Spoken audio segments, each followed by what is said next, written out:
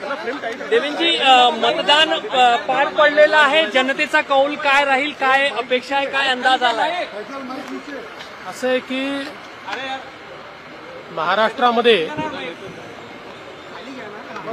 महाराष्ट्रामध्ये मतदान वाढलेलं आहे, टक्केवारी वाढलेली आहे. आजपर्यंतचा अनुभव आहे की जेव्हा जेव्हा टक्केवारी वाढते त्याच भाजप आणि मित्र पक्षाला त्याचा फायदा होतो. त्यामुळे आम्हाला अपेक्षा आहे की त्याचा निश्चितपणे फायदा आम्हाला मिळेल आणि महाराष्ट्रात आमचं सरकार तयार होईल अशी मला अपेक्षा आहे.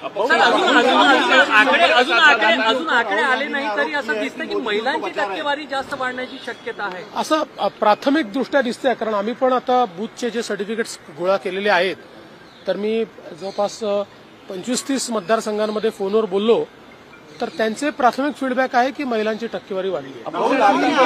अपक्षांशी संपर्क साधला जात आहे असं करताय भाजपकडून, काही अपक्षांना सोबत घेत आम्ही अजून तरी कोणाशी संपर्क साधला नाही.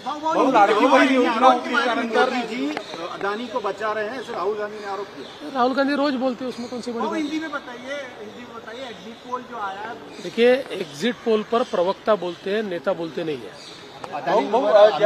लाडकी बहीण योजना जी आहे त्याच्यामुळे हे टक्केवारी वाढत आहे असं वाटतंय का? आपला राजकीय अनुभवातून नाही, शक्यता आहे की लाडकी बहीण योजनेमुळे महिलांची टक्केवारी वाढली असण्याची शक्यता नाकारता येत. कुठली चर्चा नाही. आता परवा रिझल्ट आल्यानंतर आम्ही तिन्ही पक्ष एकत्रित बसू आणि चांगला निर्णय करू. पदाधिकाऱ्यांच्या भावना आहे भाजपचा मुख्यमंत्री व्हावा. झालं ते किती वेळा तेच ते विचाराल. काय अजून टक्केवारी वाढलेली आहे, याला तुमच्या दृष्टीने कुठल्या गोष्टी कारणीभूत असायला पाहिजे?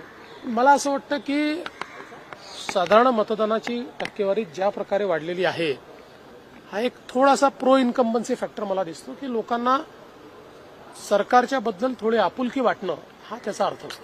चला, धन्यवाद.